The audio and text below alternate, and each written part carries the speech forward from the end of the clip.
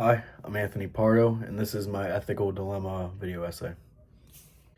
So, for the sake of time, I'm going to get right into it. For the last 2 summers, I worked at the Delta Marriott Hotel in Virginia Beach, my home.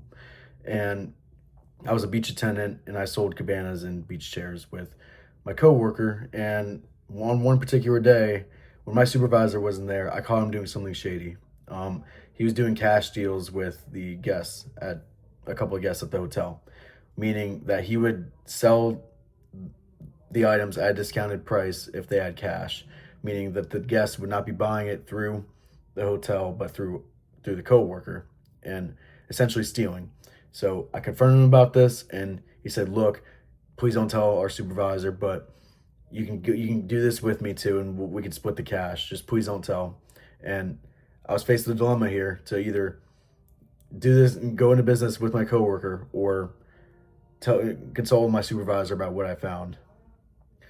So quite the dilemma I've got myself into here, but let's get right into it. Let's start with the ontology. The ontology is doing the morally right thing and being as honest as possible when faced with a dilemma, whether it's legal or non-legal, and even if it leads to an outcome that's not favorable, which it could also be negative. Now, if we applied the ontology to my dilemma here, um, it would easily result in me having to go tell my supervisor what I saw, what I witnessed, because it's doing the morally right thing, and it's me being honest about what I saw. Okay, on to utilitarianism. Utilitarian, Utilitarianism is the theory that the right action produces the best result, meaning or also meaning that it's the maximization of pleasures for the minimization of pain. Now, the benefits are outweighed by the punishment and weighed on by the majority. So, if I weigh the two decisions using utilitarianism, I could start with telling my supervisor. So if I tell my supervisor, he's going to fire my coworker without a doubt.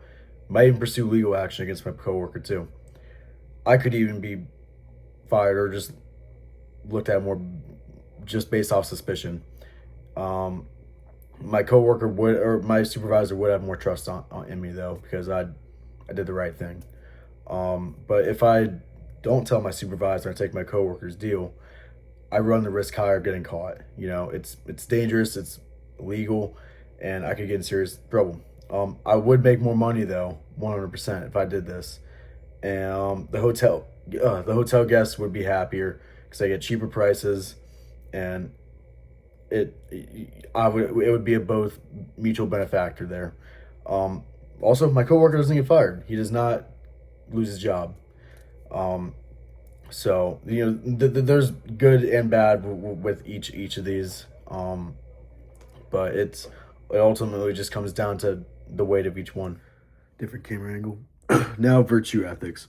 Virtue ethics is the philosophy or theory that focuses on people's character rather than their actions or the personality traits. It asks, what person should I be instead of what ought I do? Maintaining the golden mean is one of the biggest things with virtue ethics, and golden mean is having a virtue that isn't too deficient but doesn't exceed it. So it's in the middle. So if I'm applying virtue ethics to this scenario, I want to stay true to my virtues at the Delta Hotel, meaning loyalty is a big virtue to have there as an employee there. So having this balance of the golden mean would be to speak faithfully and speak when something is clearly wrong, but supporting my coworker as well as the company, which is also just trying to find the middle ground between obedience and disloyalty. The excess would be to just blindly tell my supervisor because of my loyalty to the company, or not company, hotel, without thinking about the repercussions and the consequences that I could face and my coworker. The deficiency would be to lie and deceive my supervisor and my coworker because I would be unreliable to them or to anybody. But the golden mean, if I'm applying the golden mean to this situation, the golden mean tells me to support my coworker but keep my loyalty to the hotel. So in turn, it would be telling me to consult with my coworker and maybe convince him to admit to what he did to my supervisor while remaining loyal to the hotel, because he could possibly save his job if he comes clean and pays them the money that he stole. And it's just about having loyalty and honesty. So it'd be solving both. I wouldn't be betraying the hotel because I wouldn't be betraying my coworker. I wouldn't be turning him in, and I wouldn't be lying to the hotel. So next up, we got egoism. So egoism is the theory that states is the best for someone to act in their own self-interest. So meaning that any action that should be made is in the best interest for yourself for the most benefits. So your responsibility is to yourself, and your ethical duty is only to yourself.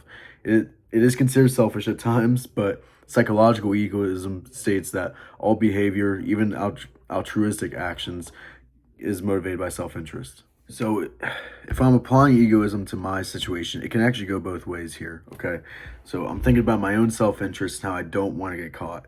So looking out for me, I would tell my supervisor about my coworker to assure that I don't get caught in any scenario.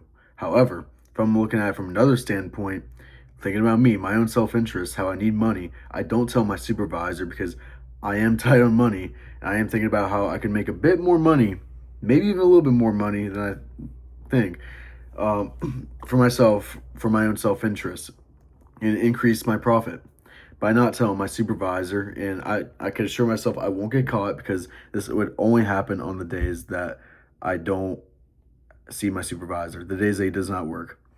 But it would just be cash deals, so no trace of it.